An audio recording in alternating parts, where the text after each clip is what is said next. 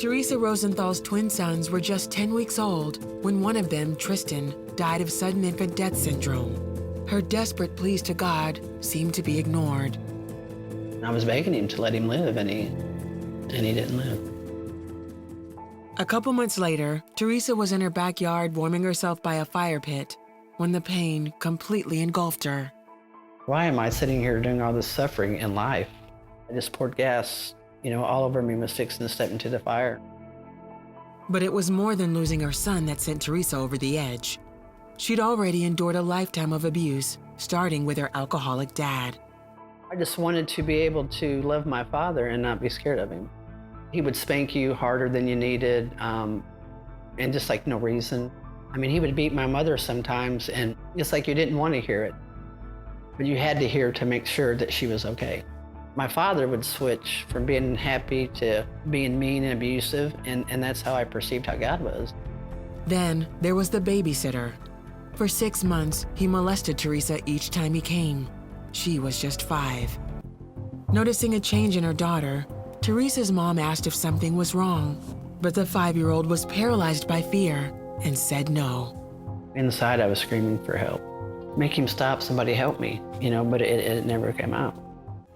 Her mom figured something was going on and stopped using the sitter.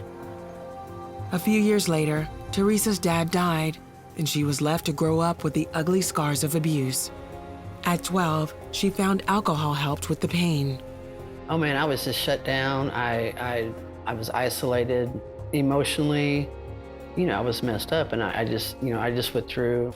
Hoping a loving family of her own would fix everything, Theresa married at 20. But she was too emotionally fragile to allow anyone to love or even touch her. 2 years in, Theresa gave birth to their daughter, but her husband soon left them. For years, she would fall deeper into depression and alcoholism. At 30, she and a boyfriend had the twins, and that's when Tristan died of SIDS. Theresa doused herself with gas and planned to end it all.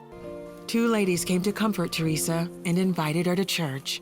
I never, ever felt a feeling like that ever before in my life. It was just so, powerful and peaceful. He was preaching on Joseph. I guess I seen, everything that Joseph went through. I think for the first time in my life, I had some hope. When he got done, I just went up to the altar, and the pastor prayed with me, and I gave my heart to the Lord, and it just brought something that I'd never felt. I didn't want to drink, or do drugs. I remember when I went to that first church service, I had no desire. I didn't have withdrawals. As Theresa began to trust God, she opened up about her past to a therapy group and discovered God's love for her. She said, God had said he has been trying to love you for such a long, long time. If you will open that wall down and let him in, he will pour more love on you, all the love that you've missed out on. Jesus, he died for me because he loves me, and he set me free, and I'm nothing without him, and I love him with all my heart.